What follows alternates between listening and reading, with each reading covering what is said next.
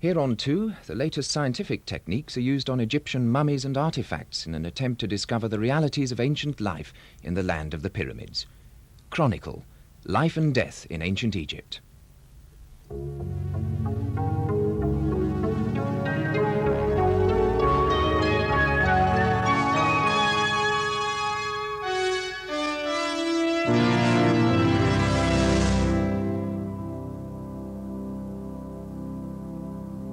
Six years ago, in a film called Revelations of a Mummy, Chronicle showed you the dissection of an unknown mummy at Manchester Museum.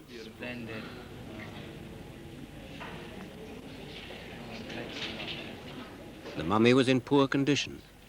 It was no use for display.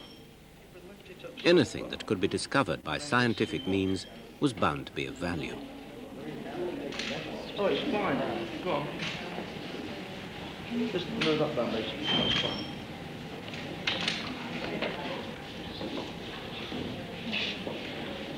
Lovely. The work done at that time has now been expanded. At the museum, new non-destructive techniques have been developed. The entire Egyptian collection is under scrutiny. Now, the head's rotated. It's a nice mummy, isn't it? There's guilt on the face. Yeah. I think it's going to be very interesting, this one. That's cracked. Lips. There are many disciplines involved. Dr. Richard Fawcett and Hilary Jarvis use X-ray equipment to help the investigation. Some hair. Ears intact. I wonder what he's got in his eyes. Nose is plugged. I wonder whether he's got actual eyeball in there or whether it's packing. Such a sad expression. The head of the project is Dr. Rosalie David. The various techniques give us a lot of information about life in ancient Egypt. The mummy investigation tells us about the disease, in some cases the cause of death in some of the mummies. It adds information about their funerary beliefs, their daily diet, and the process of mummification itself, which has been used in each case. It's not just corpses that merit investigation. All the objects in the Manchester Museum can tell us something new, especially those from a village called Cahoon, where much of the collection came from. In the Cahoon project, we're looking for rather more specific things, the technology of the tools which were used there, and the original provenance of the materials in the metal tools and in the pottery. So here we have specific things we are investigating. The objects from Cahoon are touchingly simple, still almost useful. These knives and this stool were everyday objects that were used by the people who made them 4,000 years ago. They are not objects from the tombs, but it is the tombs of the ancient Egyptians, rich and poor, that tell us most about the way they lived and died.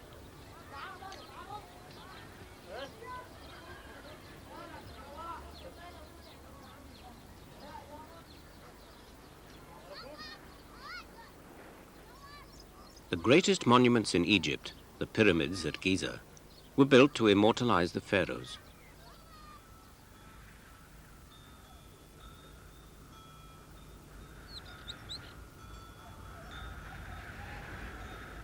The sense of awe which they inspire survives the crowds of hawkers, peddlers, touts and tourists who surround them by day and by night.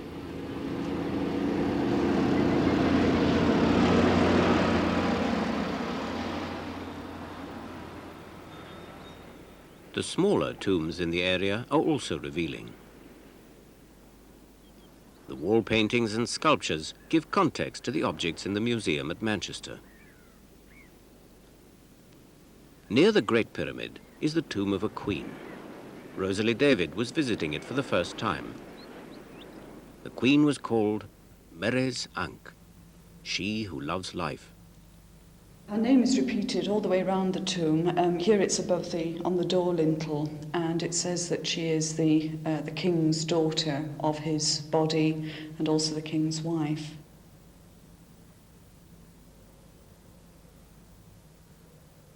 It's unique in design, and of course it's interesting to see a queen's tomb with scenes which then occur later in the tombs of the nobles.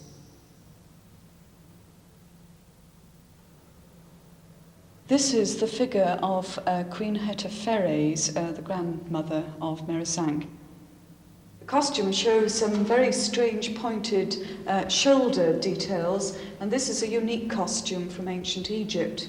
The queen also has blonde hair, which is painted yellow and then lined over with red, and again this is a very rare occurrence.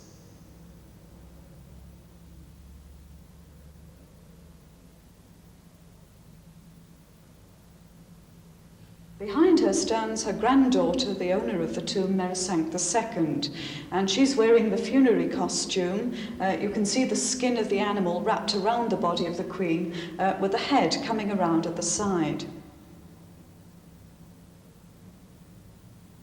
And behind me again there is another figure of the Queen, Meresank II, and here she's shown in the Old Kingdom costume, the long, narrow dress typical of the period.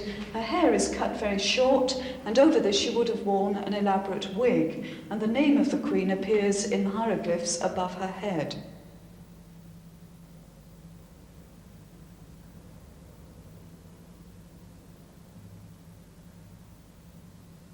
Here we've got some very fine scenes of the Queen and her grandmother, again Hetepheres, sailing in a papyrus boat.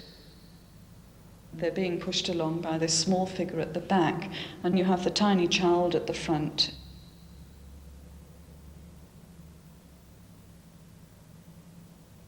At the top of the wall, we have a line of bearers bringing offerings to the Queen, and in front of each one you can see a cartouche, and this contains the title of the area or town from which they've come. So they're from different parts of Egypt, all bringing produce to the Queen. This is an interesting scene which turns up in lots of later tombs, and it's the catching of the birds in a big net. The men are pulling the clap net tight, and these, of course, are then going to be prepared. They're taken at the final stage and plucked in and put into baskets. It does have a magical significance as well in the later period. The birds were believed to be the enemies of Egypt, symbolise the enemies, so catching them meant power over Egypt's enemies. It's a unique tomb of its kind, and it's particularly interesting because you can tie it to the pyramid, which is virtually outside, the pyramid of Khephren. So here you have a very nice link between the king and the queen, and then eventually, of course, going on into the noble tombs. The people who lived in ancient Egypt believed that the afterlife, in fact, was a replica of this life, but without the problems. So they were trying to recreate the same conditions they'd enjoyed in this life. If a man were high on the social scale, he wanted the same kind of situation in the next world. He wanted all the minions to work on his estate and the power which he had had in this world. So all this is recreated in the tomb, because the idea was that the man, after death, would tune in almost to the scenes around the walls and therefore could enjoy these things for eternity.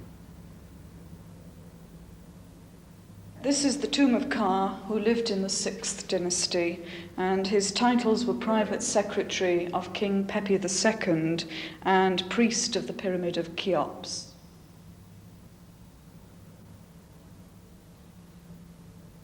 There's one statue here on the right where you can see his hair without a wig.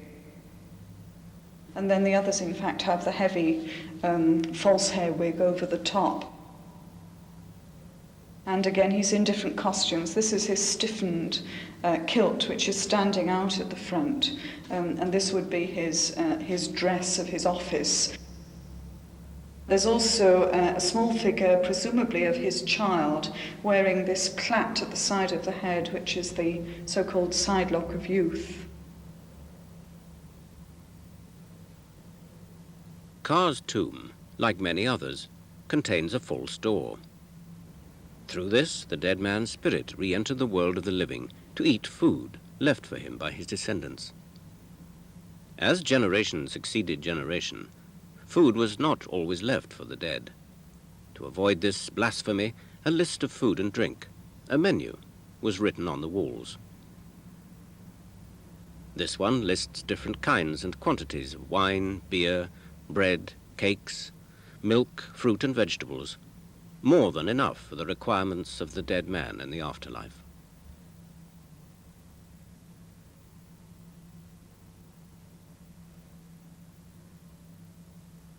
Ka's son, Idu, is buried near him. He inherited some of Ka's offices and duties. He's seen here receiving tribute. Idu's wife is a tiny figure whom he shelters and who embraces him. Game and cooking pots in the paintings suggest the standard of living that the nobles expected for eternity.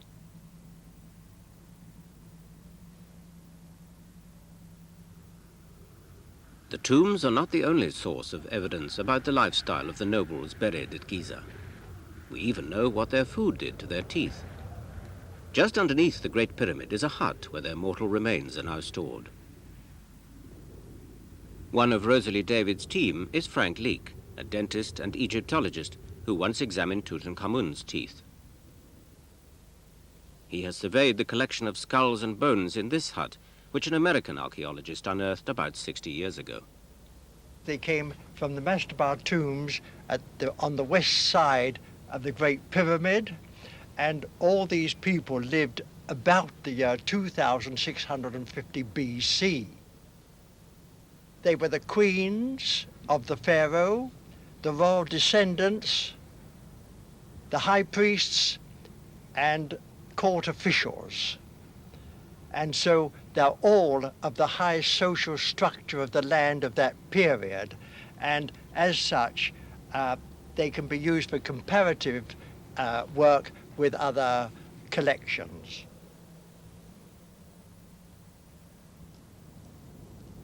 From the skulls, we haven't got very much information. There was one that had obviously died from a wound caused by a sharp weapon, but only one. One or two had diseases of the skull, which was probably due to an ulceration after an injury or something like that. But it is the teeth that give us the most revealing picture of the people of those days. This is the skull of a man aged about 25 to 35. He had very good front teeth, but unfortunately, chewing food with many mineral fragments in them, he wore down the back teeth until the nerve of that tooth became exposed and he got a large abscess above the root of that tooth. He also wore the tooth down, or the one in front, and got a large abscess there. This one died at a much earlier age. It's the skull of a female, and she was she hadn't developed her wisdom teeth, and therefore she was at the age of 16 to 18. She had superb teeth, and she would never have had a moment's trouble with her teeth. Unlike this one, this is a male skull, and he would be between the ages of 30 or 40, probably the lower side of 30 or 40.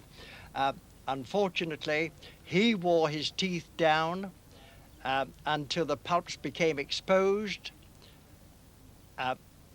Some of the teeth would have had their nerves exposed, but fortunately for them, the tooth laid down what is known as secondary dentine, and that shielded the exposed pulp, and therefore they didn't get an abscess in that tooth. It's only where the pulp is exposed and there's no reaction that an abscess forms.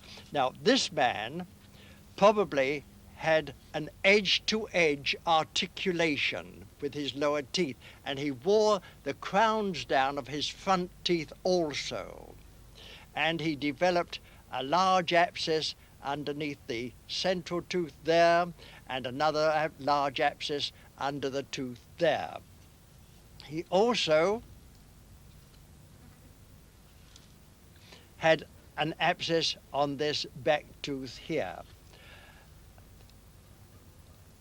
That abscess of that back tooth penetrated into the sinus, the antrum of Highmore, and from that time onwards he would have had persistent sinus trouble and would have had many a sleepless night.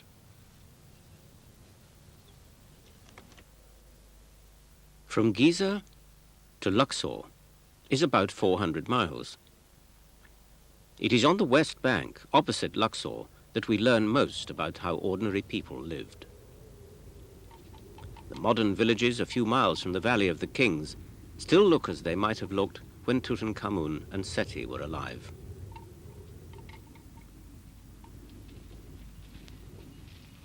The people who lived here were the people who built the king's tombs.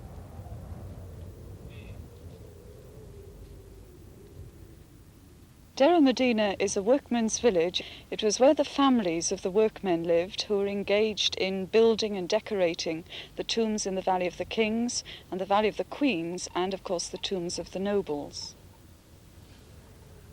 The living conditions in this community were probably rather similar to that of some villages in Egypt today.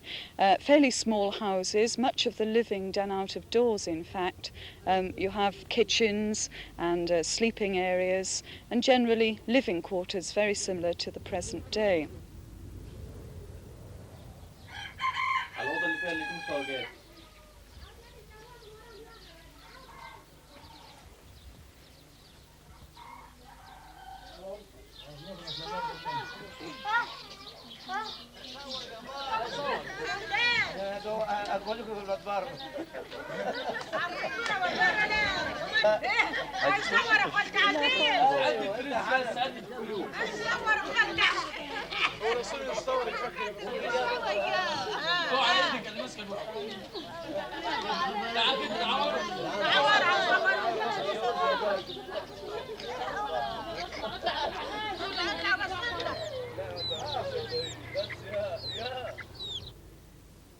The rubbish heaps of the village were also excavated, and in this there was ample information about the civil, the domestic, the legal business of the community. And they're quite fascinating. We have found out, for example, that the first strike known in antiquity occurred here.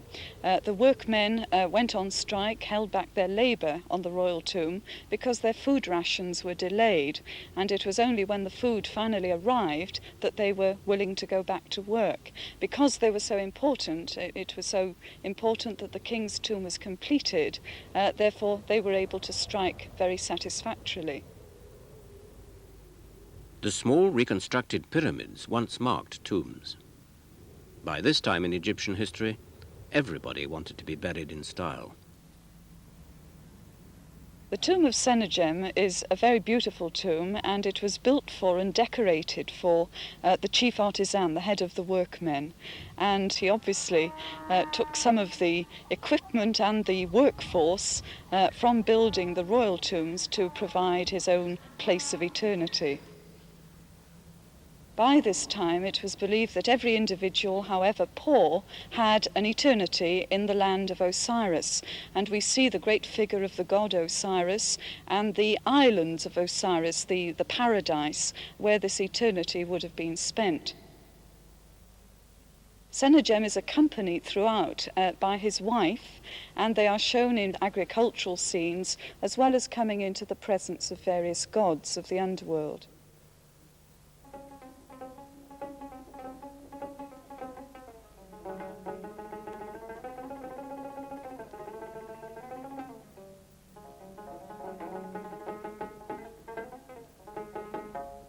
Even in the afterlife, Sennacherib and his wife did not expect their labors to be at an end. The tools and techniques that they used are almost identical to tools in the Manchester collection.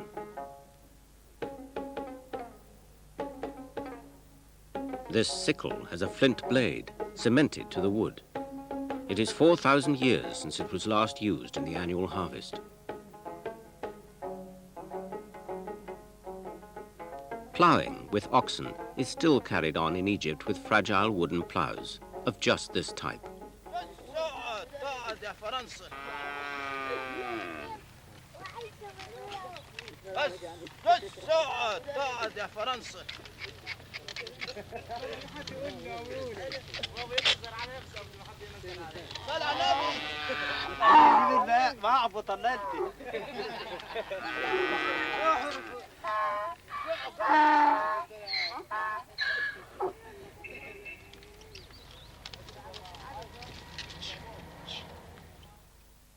Senegen's wife follows humbly behind him, sowing the seed as she goes from a basket in her left hand.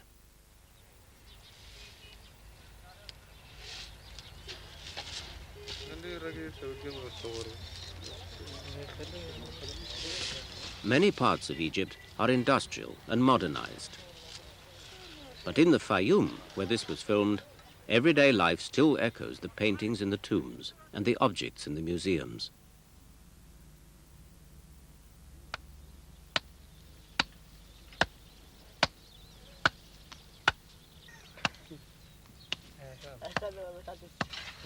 The mattock, now with a metal blade, is still a common agricultural tool in Egypt and much of the Middle East. It replaces both the fork and the spade. This artist covered the walls of a great man's tomb with pictures of his workmen. Many of them used mattocks with fragile wooden blades, just like this one found at Kahun village when it was excavated.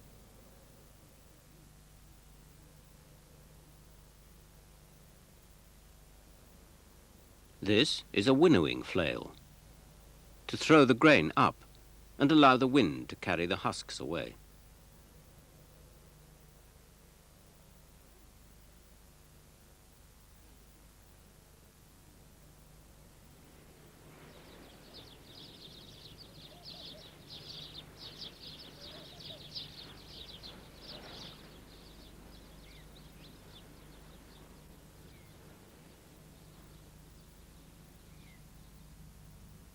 In the Fayoum oasis, one of the more remote areas of modern Egypt, the pyramid at Lahoun has survived since the 12th dynasty. It was built for Sesostris II.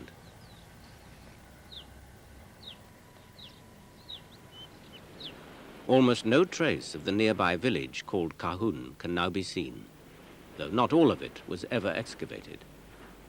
It is very rare to unearth the remains of a workman's village. The pyramids survive, but not the houses of the men who built them. The pyramid is made of a stone core with mud brick, and it would have had a stone casing originally. This has now been lost, and all we see is the interior core of the pyramid. The mud bricks almost certainly would have been made locally, and in the material from Kahun we have a marvellous mud brick mould, which was obviously used for this purpose.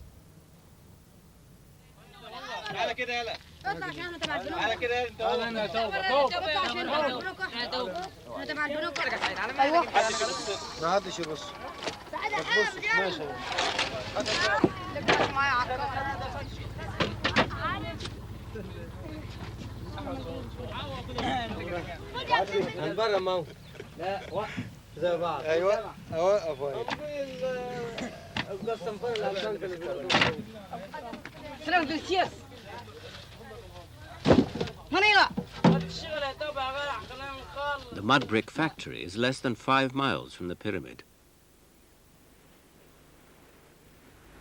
This site was excavated by Sir William Flinders Petrie at the end of the last century.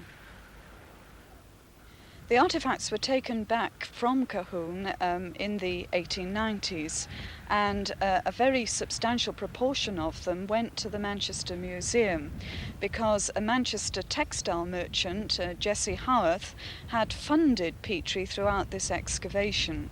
So it was the beginning of the Manchester Museum collection. The objects from Cahoon include this flint knife and basket, these building tools, plumb bobs and plumb lines,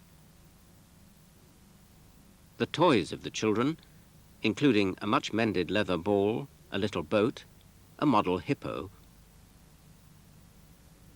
and this tray, shaped like a fish, which once contained the green eye makeup of a lady.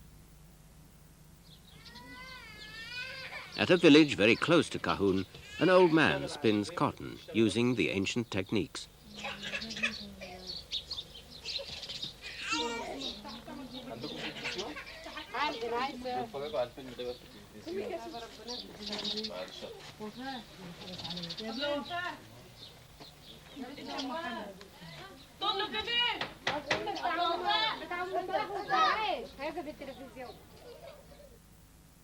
The tools are identical to those used 4,000 years ago and unearthed by Flinders Petrie. This is a sling from Cahoon village, once used for hunting small animals and birds.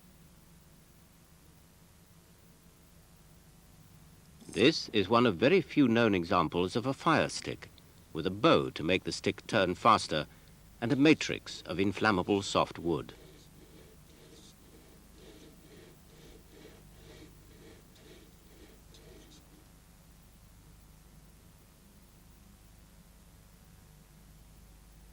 Model houses, which are found in some of the tombs, suggest again how the ancient Egyptians lived.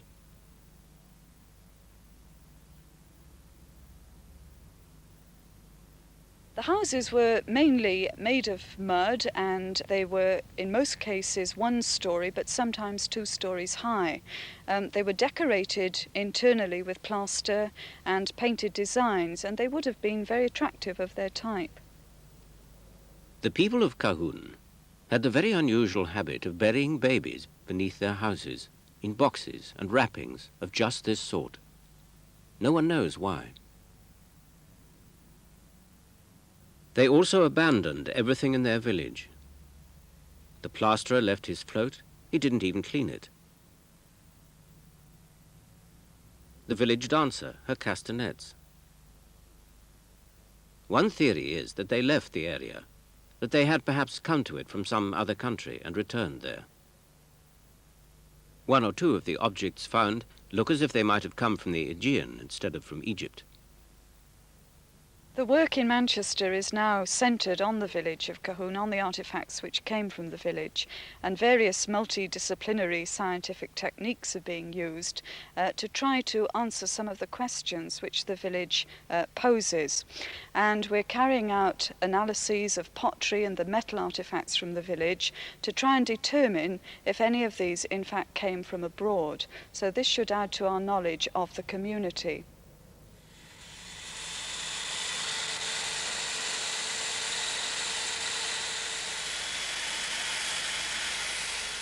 Dr. Bill Newton is the reader in chemistry at Manchester University. When we've collected enough of the sample, and it's important to get enough so that we can do this multi-element analysis, we have to weigh carefully this powder and mix it with this cellulose powder. The cellulose powder forms a tight pellet, and we put it in the pelleting press together with a fixed amount of cellulose.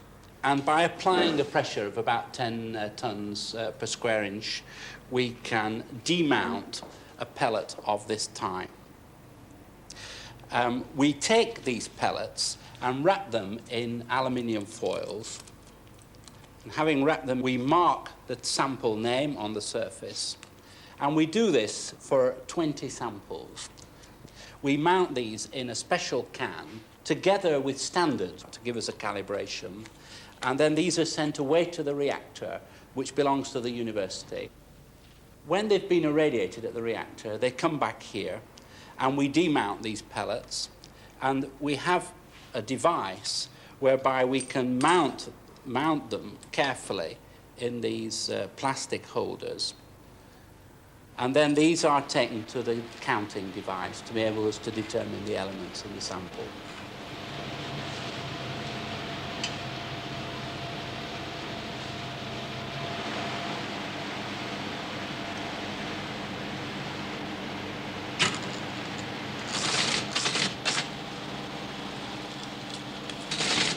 From this counting, we can actually analyse or determine up to 28 elements.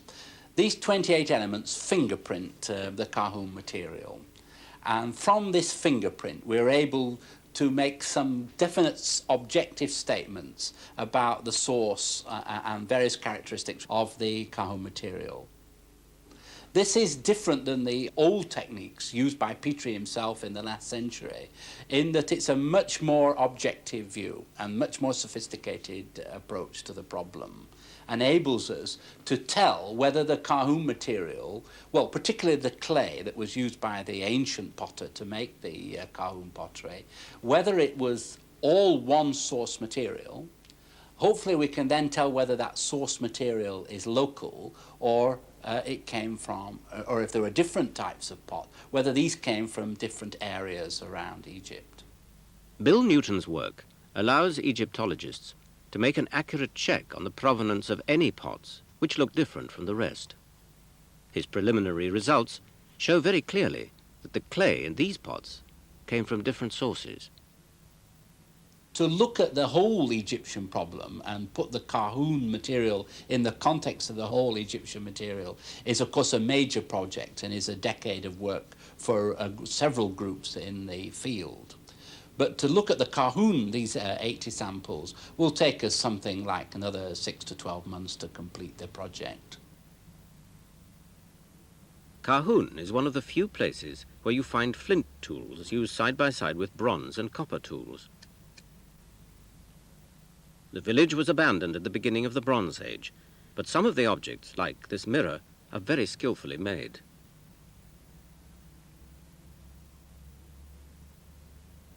The Manchester project aims to reveal what the inhabitants knew about smelting and using metals.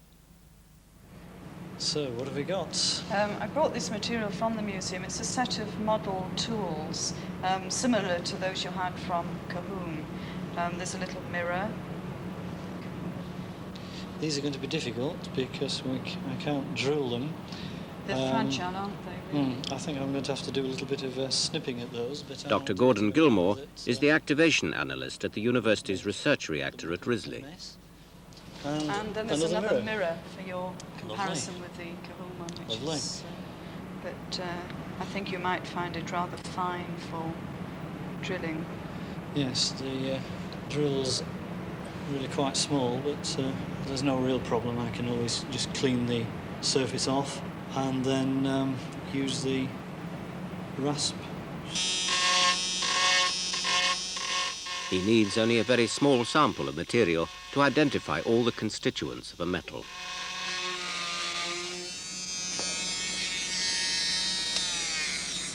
The technique is used industrially as well as for archaeology. We regularly use it for measuring geological samples, medical samples, industrial samples, just about anything. It's a bit of an unknown technique for most people. Not everybody, of course, has a nuclear reactor, so they tend to use techniques which are around and they can have in the lab.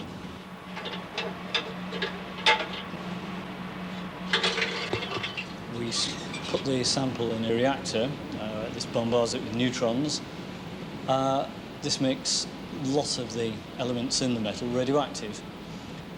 We then use various detectors, mainly gamma ray detectors, to unscramble the pattern of the gamma rays. We get a list of isotopes, and that tells us what's present in the sample. Appreciate that when a metal is made, there are two aspects to the composition. One is the intention of the person who made it, what sort of an alloy he was making, Was he making a bronze or simply a copper? But then there are trace elements which were present in the ore, and we rather hope that these will be carried on in the smelting process into the metal itself. Then, by looking at these trace elements, we may be able to tell that even if we have two samples, both of which are bronzes, we hope that we'll be able to say that this bronze came from one location, this bronze came from another one. These pictures of artisans and their activities include men melting and moulding precious metals. Perhaps metalworking was a standard part of the routine on a great man's estate.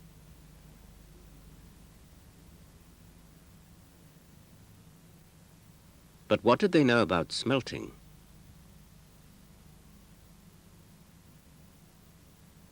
Had they started to experiment with alloys and their properties? Copper ore found at Calhoun is relatively pure, but most of the objects contain a variety of additives and trace elements, as Gordon Gilmore has shown. Did the men who made this know enough to try and make a chisel harder, or a knife sharper and more likely to keep its edge? A number of objects contain traces of arsenic and tin, which would have made the metal harder. Some of the axe heads contain silver. No one can guess why. It was a very rare metal in Egypt at that time, and it doesn't help an axe to cut through flesh. The Calhoun project and the Mummy project run side by side in Manchester. Medical and industrial techniques have been adapted for the purpose. This is the mummy of an unknown child. We're looking particularly at the wrist because we can take special views of the wrist, and this allows us to compare the appearances of the bone with current bone age charts, and so we can get some idea of the age of the child. What we have done is to angle the X-ray apparatus, and we can also look at the skull sideways on, and this is particularly interesting because we've found that there is evidence of some residual cranial contents. Now, we believe this to be the remains of brain tissue.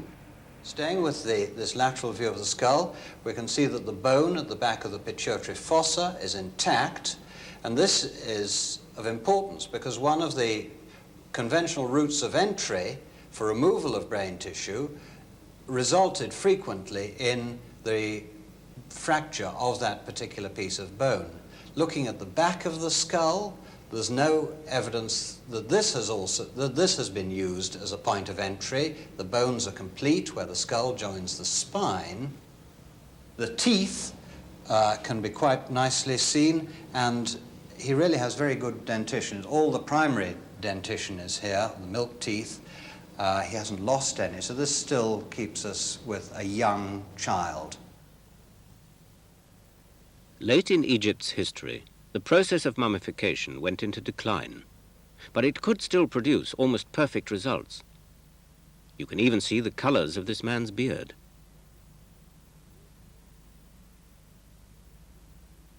Hawks and other animals contained a spark of divinity and were made into mummies. All these have been X-rayed at Manchester Royal Infirmary to make sure that the whole skeleton and everything expected is inside the wrappings. The purpose of mummification was religious, but the process was scientific. Any information about it is valuable. There are only a few thousand mummies left in the world. Many have been destroyed. Anything new that can be learned about them is important, because all of them will deteriorate eventually. This unwrapped mummy is called Asru. Asru was a chantress in the temple of Amun-Re.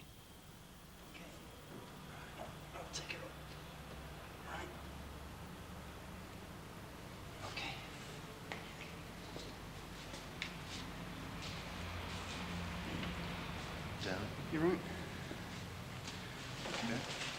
Asru is on her way to the Manchester Royal Infirmary, where her state of health is being thoroughly researched. The techniques used include endoscopy and radiology. Endoscopy is the insertion of a probe inside the body or wrappings of a mummy to look for traces of tissue and information about the embalming techniques. Dr. Eddie Tapp.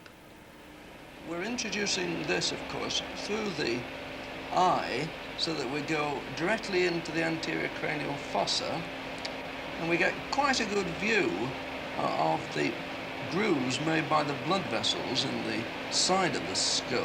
One could see if there were any abnormalities of those.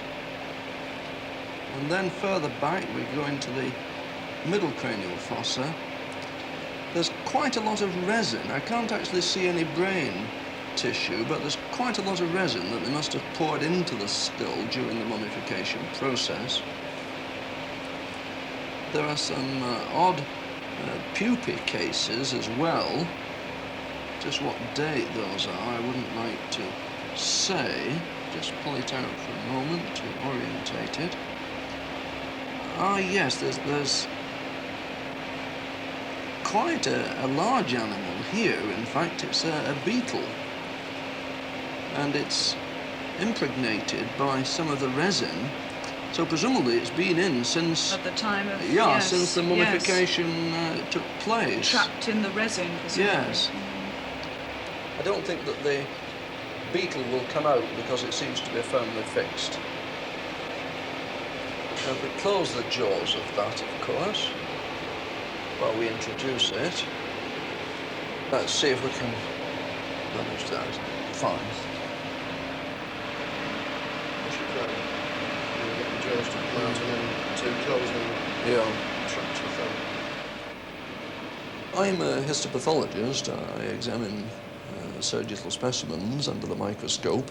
And when Dr. David was gathering a team of people together, she asked me to see if I could find out something about disease in ancient Egypt. But as you say, it's in the jaws to grab it is the problem. I wasn't, I must say I was very sceptical when she asked me, because the tissues are very hard and dehydrated and hardly the kind of material that we're accustomed to dealing with. Yeah. Okay, yeah, fine. But we have been reasonably successful in examining both normal tissues under the microscope and in finding evidence of disease in them.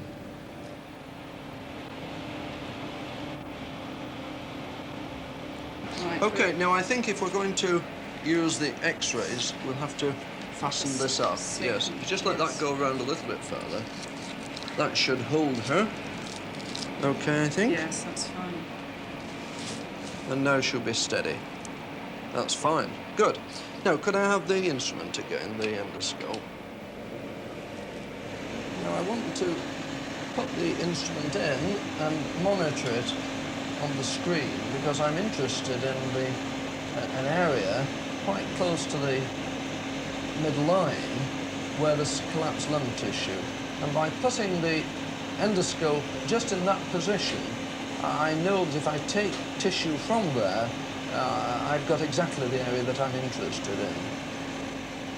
If we use one of these in at least 3 of the mummies that we've examined so far, in fact, in all the pieces of lung that we've examined so far, we've found evidence of sun pneumoconiosis. And this is a condition where you get damage to the lung due to the presence of sand inhaled, presumably during sandstorms. This causes, as I say, damage to the lungs. It is a damage of the lungs very similar to the type that coal miners get and stonemasons get in the present time. It would certainly make them rather breathless. It could, under certain circumstances, put a strain on the heart, and they could develop heart failure as a result of it. But certainly I think the infections, bacterial, viral infections, must have been very common when you consider the kind of conditions that they lived in. Quite a bit of material inside there. Yes. Are there any insects inside? I can't this actually area? see any Can you see insects in here, no. No. You can see the backbone. In fact, having said I can't see any instrument, I have just found one insect, one pupa, again, rather similar to the ones that we've seen inside the skull. that's just resting on her backbone, basically. It's only in the last few years that I've examined histological sections under the microscope of the intestines, and in fact these show that she has a condition we call strongyloides. This is a small worm which lives in the intestine. You get it, in fact, from walking or moving around in infected water, usually through the soles of the feet. Immature forms of the worm get in there and travel via the veins to the lungs and eventually get in the intestines, where they develop into adult forms, lay eggs, and the eggs are passed out in the usual way, infect water, and the whole cycle starts again.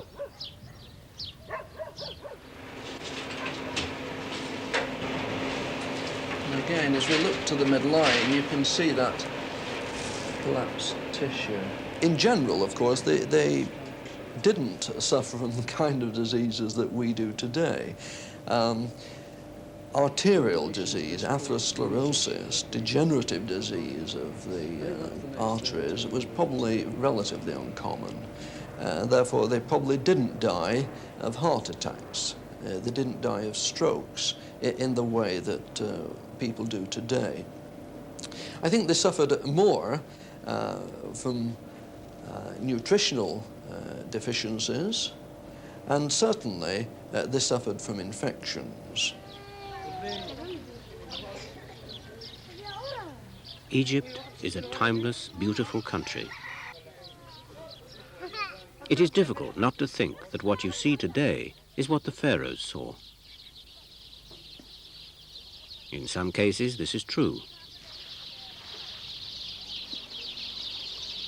In modern Egypt, you can still find equipment of the sort that was used at least 5,000 years ago. This shadoof is a counterbalanced crane to lift river water up onto the land. It antedates the introduction of the wheel. It was well known before the first camel was seen beneath the pyramids. Even now, when the Aswan Dam has transformed the ecology of the Nile, the shadoof and sailing boats like the felucca are still in common use.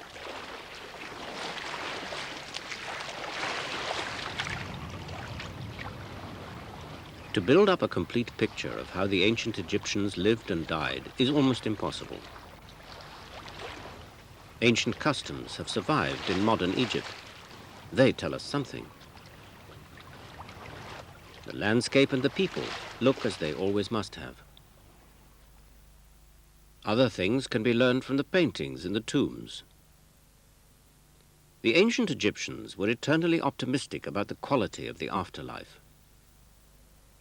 What they painted was what they hoped to enjoy, a fertile, secluded land, a land of plenty, wealth, and leisure.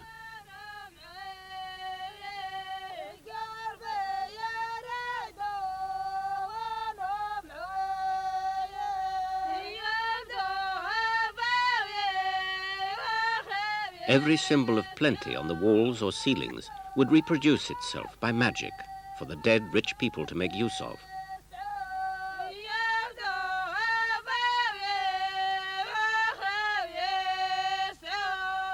Everyone who died would be eternally young, eternally amorous, eternally content. It's a wonderful vision, but the physical evidence is different. Most of them died before they were 40. Their bodies were infested with worms and microparasites. The bread wore down their teeth. It is the hard realities of life and death in ancient Egypt that the Manchester Project is beginning to reveal.